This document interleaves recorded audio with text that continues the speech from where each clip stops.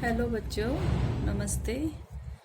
आज हम हिंदी शिक्षण में जो कविता शिक्षण का टॉपिक चल रहा था उसमें कविता शिक्षण के सोपान प्रकरण पर अध्ययन करेंगे। ठीक है, इस पर बातें करेंगे हम। कविता शिक्षण के सोपान सोपान क्या होते हैं? चरण, स्टेप्स।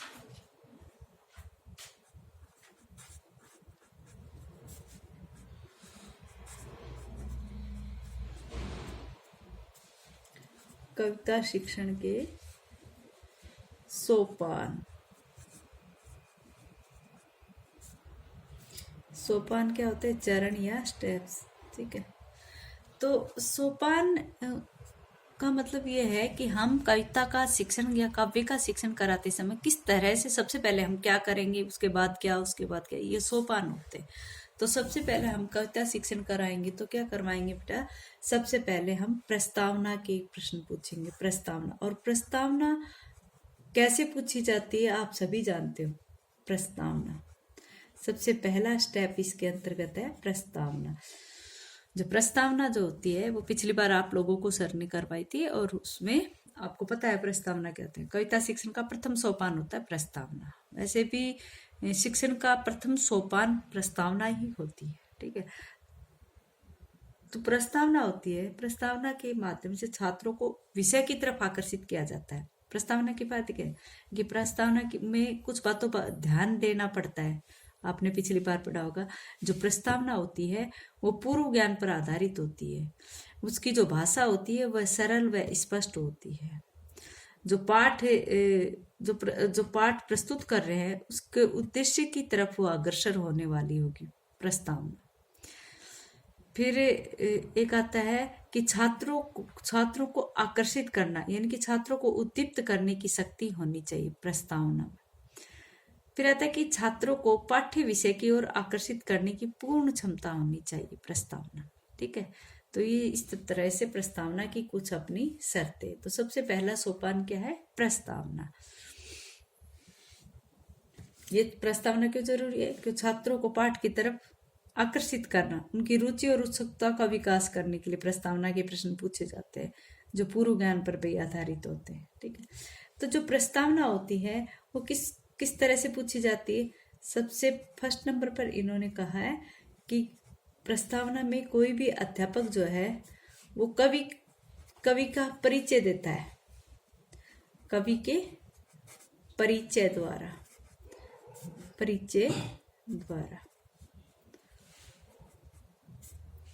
कवि के परिचय द्वारा आप सभी जानते हो कि अध्यापक जो है वो छात्रों को उस कवि की जीवन वृत्तांत सुनाता है, या उसकी भाषा शैली, या उस परिस्थिति विशेष का भी वहां पर वो जिक्र करता है जिसमें वो कवि उस कविता को लिखता है। ठीक, नेक्स्ट जो है वो होता है प्रस्तावना किस प्रकार से पूछी जाती है? वो होती है में शब्द व्याख्या द्वारा।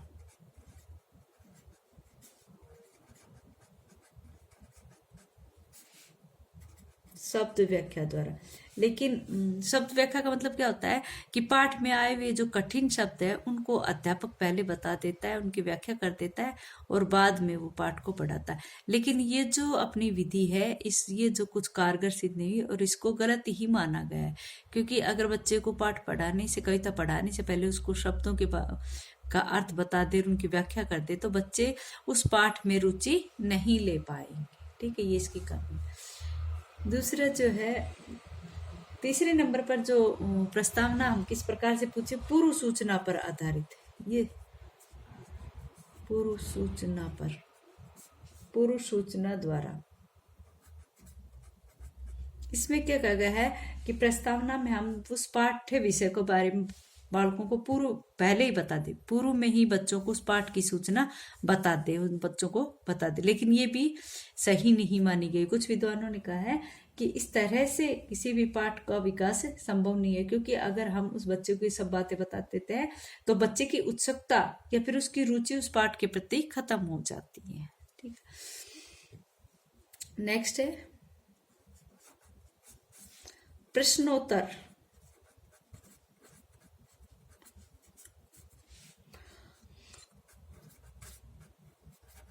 प्रश्नोत्तर विधि।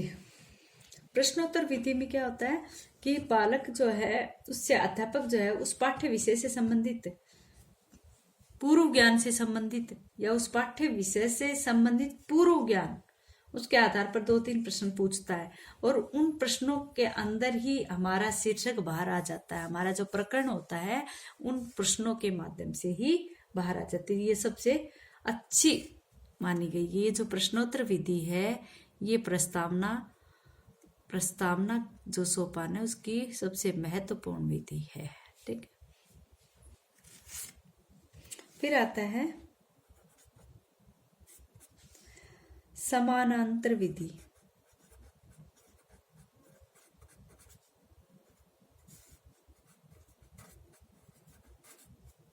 समानांतर विधि, समानांतर विधि क्या होती है? कविता शिक्षण में जो प्रस्तावना का जो प्रारंभ है वो समानांतर भाव की कविता द्वारा किया जाता है, यानी कि उसी प्रकार की दूसरी कविता है। ठीक है, कहने का तात्पर्य यह है कि पाठ्य वस्तु के भाव से मिलती जुलती दूसरी कविता छात्रों के समक्ष प्रस्तुत करनी चाहिए और तब कहना चाहिए कि आज हम इसी भाव से ओतप्रोत दूसरी कविता का रसास्वादन करेंगे, तो वो समानांतर विधि होगी। ठीक है, नेक्स्ट जो है वो है सारांश। सारांश सारांश सारांश कथन विधि।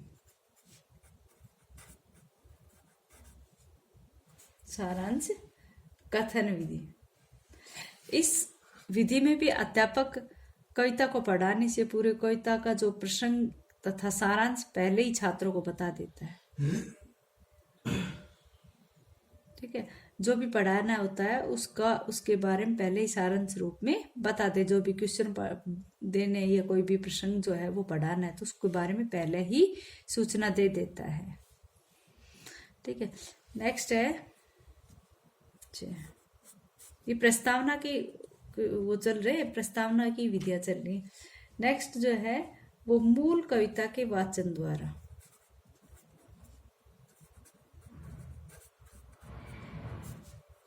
मूल कविता के वाचन द्वारा। मूल कविता के वाचन के द्वारा। इसमें क्या होता है, कुछ विद्वान जो है इस विधि को दोषपूर्ण बताते हैं। उनका मानना है कि कविता शिक्षण का प्रारंभ अगर पाठ्य वस्तु के ससुर वाचन से हो करनी चाहिए तो इसका अलग से प्रस्तावना की आवश्यकता नहीं होती है। ठीक है, तो बहुत से विद्वान इसको सही नहीं मानते हैं। उनका मत है कि कविता शिक्षण का प्रारंभ पाठ्य वस्तु के ससुर वाचन से ही करना चाहिए, अलग से प्रस्तावना की आवश्यकता नहीं होती। ठीक है, तो मूल कविता के वाचन द्वारा ये भी कम मानी जाती है। अब आता है प्रस्तावना के बाद। प्रस्तावना के बाद जो सेकंड स्टेप आती है या सेकंड जो अपना सोपान या चरण आता है वो क्या आता है बेटा? आप प्रस्तावना क्वेश्चन पूछने के बाद क्या बोलते हो पाठ योजना में? किसी पाठ में किसी क्लास में पढ़ाते हो तो सबसे पहले प्रस्तावना के रूप में आप पूछते, नेक्स्ट क्या करते हो, उसके बाद क्या करते हो? उद्देश्य कथन बोलते, और उद्देश्य कथन के माध्यम से आप स्पष्ट कर देते हो कि आज बच्चों हमें कक्षा में ये विषय वस्तु पढ़ानी है। ठीक है, प्रस्तावना के पश्चात जो अध्यापक होता है वो कक्षा के समक्ष स्पष्ट शब्दों में कह देता है कि मुझे क्या पढ़ाना है आज। ठीक है, इसे ही उद्देश्य कथन कहा जाता है। उद्देश्य कथन के बिना प्रस्तावना का उद्देश्य पूरा नहीं होता है। कविता शिक्षण में उद्देश्य कथन की आवश्यकता होती है। तो सेकंड स्टेप क्या है? उद्देश्य कथन करना। और तीसरा क्या है यहाँ पर? तीसरा हम कह देते कि अच्छा बच्चों आज हम कक्ष में इस पाठ के बारे में, मीरा नामक कविता के बारे में विस्तार से अध्ययन करेंगे। उसके बाद हम क्या करते हैं? प्रस्तुतिकरण करते हैं। उस पाठ का क्या करते हैं? प्रस्तुतिकरण करते हैं। और प्रस्तुतिकरण किस प्रकार से होता है? प्रस्तुतिकरण भी 2 प्रकार से होता है। पहला होता है आदर्श वाचन। आदर्श वाचन कौन करता है? आदर्श वाचन, और दूसरा होता है अनुकरण वाचन। मौन वाचन कविता के अंतर्गत होता नहीं है। अनुकरण वाचन, तो आदर्श वाचन में क्या करता है, अध्यापक जो है जो भी कविता है, जो भी काव्य है, उसको लय ताल के माध्यम से या गीत प्रणाली के माध्यम से, जैसे हमने बताया था, उस तरह से वो प्रस्तुत करता है। और अनुकरण वाचन जो इसका प्रस्तुतिकरण का सेकंड स्टेप है, उसमें क्या करता है, जो भी पाठ पढ़ाया गया है उसी पाठ को अध्यापक एक बच्चे की तरफ संकेत करेगा और वो बच्चा उसको उसी लय ताल से या उसी आरोह अवरोह के माध्यम से प्रस्तुत करेगा। वो अनुकरण वाचन होता है। चौथा जो स्टेप है यहाँ पर वो क्या होगा, चौथा स्टेप होगा यहाँ पर बोध प्रश्न, भाव बोध। चौथा स्टेप क्या होगा यहाँ पर, भाव बोध परीक्षा। जब हमने बच्चों से प्रस्तावना प्रश्न पूछ लिए, उद्देश्य कथन बोध और प्रस्तुतिकरण भी हमने इसके माध्यम से करवा दिया है, तो उसके बाद हम क्या पूछते हैं बच्चे से, भावबोध प्रश्न करते हैं। तो जो भी भाव हमने उस पाठ में उन बच्चों को प्रदान किया, उस भावबोध को उन्होंने ग्रहण किया, कितना पढ़ा कितना नहीं, तो उससे संबंधित हम उस पाठ्य विषय से संबंधित 2 या 3 प्रश्न वहां पर बालकों से पूछते हैं। ठीक है, तो ये था भावबोध प्रश्न। भावबोध प्रश्न के बाद नेक्स्ट स्टेप क्या होती है, शब्द व्याख्या। शब्द व्याख्या, उस पाठ में आए हुए जो कठिन शब्द होते हैं उन शब्दों को हम एक्सप्लेन करते हैं। उन शब्दों को हम क्या करेंगे, उन शब्दों को हम उनके अर्थ स्पष्ट करेंगे, जिससे छात्रों को कविता के भाव समझ में आ सके। यानी क्या आवश्यकता है सर, वहां पर जो भी कठिन शब्द आए उनकी व्याख्या हम करेंगे। नेक्स्ट जो स्टेप है वो है यहाँ पर भाव विश्लेषण। भाव विश्लेषण, कविता शिक्षण का जो अगला सोपान है वो भाव विश्लेषण का है। भाव विश्लेषण छात्रों की सहायता से करना चाहिए। छात्रों से यथायोग्य कुछ ना कुछ प्रश्न हमें पूछने चाहिए, उनके उत्तर की सहायता से कविता के भाव को स्पष्ट करना चाहिए। ऐसा करने से छात्र जो है वो सक्रिय रहते हैं, वो क्रियाशील रहते हैं, बने थे, और कविता का भाव जो है वो छात्रों को अच्छी तरह से समझ में आता है। नेक्स्ट जो स्टेप है वो है सौंदर्यानुभूति। सौंदर्यानुभूति,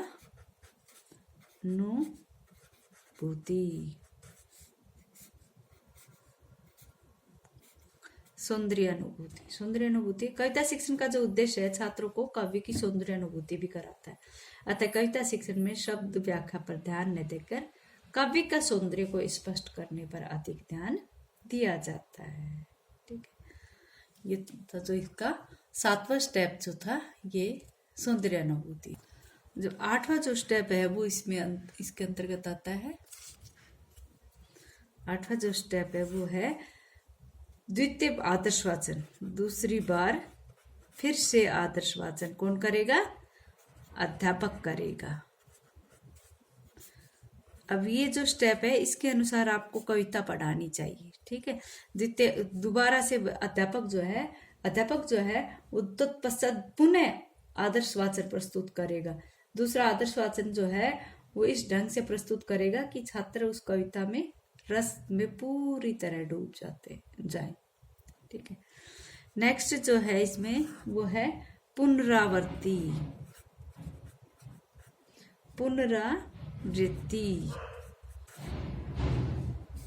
और पुनरावृत्ति में भी अंत में पाठ की पुनरावृत्ति करनी चाहिए। पढ़ाया गया जो पाठ है वो छात्रों को ठीक से समझ में आया या नहीं, कविता के भाव को छात्रों ने सही ढंग से आत्मसात किया या नहीं किया, इन सब की जानकारी के लिए हमें पाठ की समाप्ति के बाद अध्यापक जो है वो पुनरावृत्ति करता है।